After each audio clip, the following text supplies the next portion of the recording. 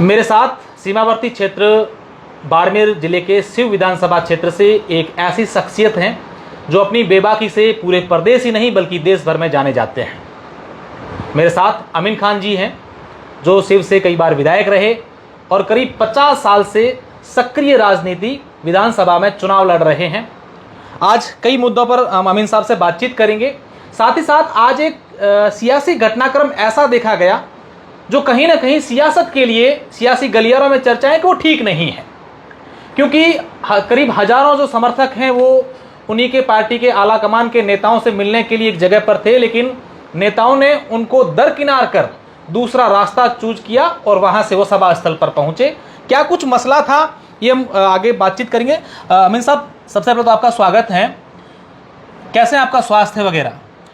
स्वास्थ्य ठीक है, बुढ़ापा है, उम्र ज़्यादा हो गई है, बीमारी तो कोई नहीं है और तकलीफ भी कोई नहीं है, पर उम्र के लिहाज से कमज़ोर जरूर है। 2 दिन पहले आपने एक बयान दिया था जो आपके समर्थकों के लिए उनके दिल को छू गया और आपने बहुत भावुक शब्दों में कहा कि मेरी राजनीति का ये अंतिम समय है, मुझे राजनीति में जो कांग्रेस में एंट्री करने के लिए कुछ लोग नहीं आने दे रहे हैं। क्या कुछ कहना चाह रहे थे अमीन साहब उसमें आप?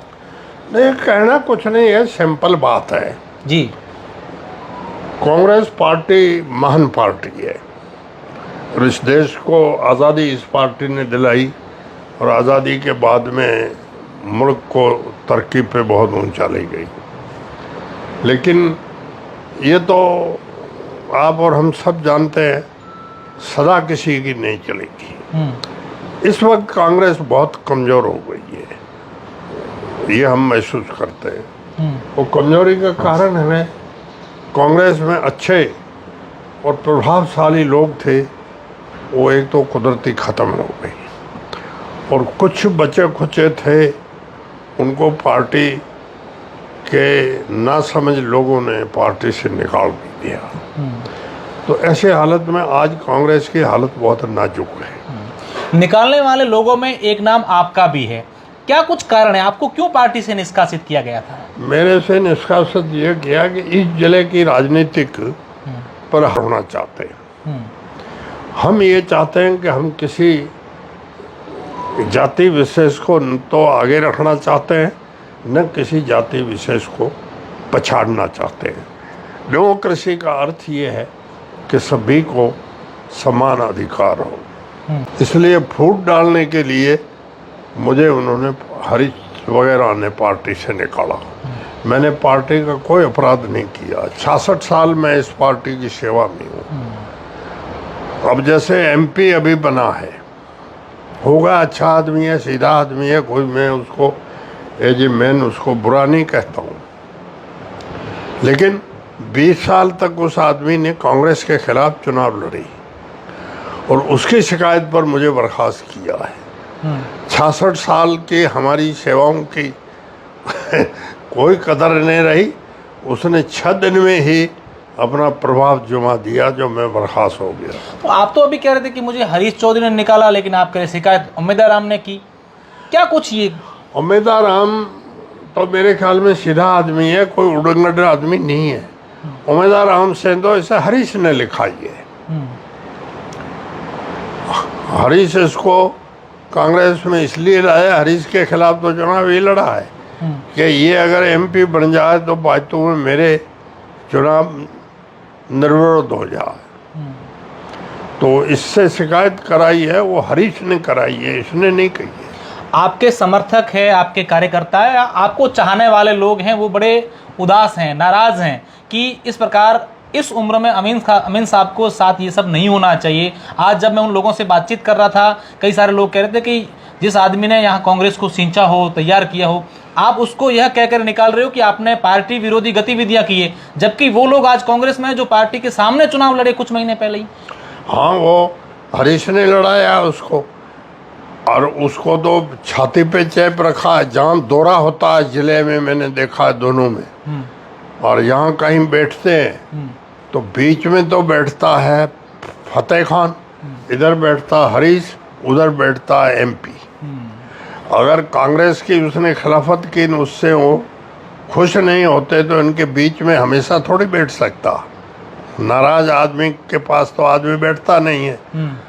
मैं तो खुद महसूस करता था कि हरीश चौधरी ने मेरी खिलाफत नहीं की होगी, लेकिन इसको जिस तरह से ये प्रेम से साथ ले घूमता है, उसका मतलब ये आदमी हरीश का खड़ा किया। बस यही कहना चाह रहे कि आपने जब टिकट लेकर आए थे तब आपने एक बयान दिया था मीडिया को कि मेरी टिकट दिलाने में मदद जो है हरीश चौधरी ने की थी। हाँ हाँ, मैंने उस टाइम मेरे को कई जाट भी कह रहे थे कि हरीश साहब के खिलाफ है। हाँ। मैंने उनको मना किया कि खिलाफ नहीं है। हाँ। अब आपको मालूम चल गया? अब मुझे मालूम हुआ कि ये प्री प्लान खिलाफ था और इस फतेह को खड़ा करने वाला ये था। कि आज देखो जिला कांग्रेस कमेटी में पदाधिकारी से ज़्यादातर एक जाति के हैं और दूसरे कोई पदाधिकारी बनाना ही किसी को नहीं चाहते, तो एक जाति के हो गए। तो फतेह खान जी तो आपकी जाति के हैं? नहीं, फतेह खान को तो इन्होंने एक पंगु बना के रखा है कि मुसलमानों में दो ग्रुप हुए तो साहब मुसलमान किसी सीट से इस जिले में नहीं जीतेगा, वो तो बेवकूफ़ है। आपने सब 66 साल राजनीति की है और 10 बार आपने चुनाव लड़े, इतना लंबा आपका चुनावी अनुभव है। 10 लड़ा। 10। आज का जो सियासी घटनाक्रम था उसको किस तरीके से देखते हैं? क्योंकि समर्थक जो है, चाहे आपके हो चाहे मेवाराम के हो, वो तो मिलने गए थे, उनका स्वागत करने के लिए गए थे और अपनी बात रखने के लिए गए थे। ये तो लोकतंत्र में अधिकार है कि अपनी बात अपने नहीं, ये लोग गए थे हमारे पक्ष दिखाने कि भाई इनको पार्टी से बाहर मत रखो, और इन्होंने लोकसभा में पार्टी की खिलाफत नहीं की है, इन पे झूठा इल्जाम है, ये बात कहने गए थे। वो हरीश को पता पड़ा तो उनको दूसरे रास्ते से बाड़मेर भेज दिया और खुद और रंधावा इसी रास्ते से उनको देखते हुए गाड़ी रोकीने आ गई। ऐसा तो बहुत बुरा है। अंग्रेज़ों का जब राज था अपने देश में तो मेरे को तो थोड़ा थोड़ा अंग्रेज़ों का राज भी याद है। अंग्रेज़ भी इस तरह की तानाशाही नहीं करते थे, हर एक की सुनते थे, सुनने के बाद फैसला करते थे। ये तो किसी की सुनना ही नहीं चाहते हैं, वो गलत कहते सही कहते, अगर वो कोई बात गलत कहते तो उनको कहते आप गलत कह रहे हो, सही कहते तो उनको आश्वासन देते कि भाई हम ठीक करेंगे, लेकिन उनकी तो बातें नहीं सुनी। 1000-2000 आदमी सड़क पर थे। फिर जब यहाँ पर पहुँचे तो ये बात भी सामने आई है कि डोटासरा जी ने आपको या मेवाराम जी को फ़ोन भी किया था। मेरे को तो फ़ोन उसने नहीं किया, मेवाराम को किया, मेवाराम ने फ़ोन मुझे किया। तो मैंने तो मेवाराम को कहा मैं मिलना तो नहीं चाहता हूँ, क्योंकि ये आदमी अपने आदमियों की बात भी नहीं इन्होंने सुनी, तो इनसे काय की उम्मीद रखे जो बात करे। तो वह नहीं चलो, तो हम गए थे उससे मिलने, लेकिन उसने बात हमारे से कुछ नहीं की।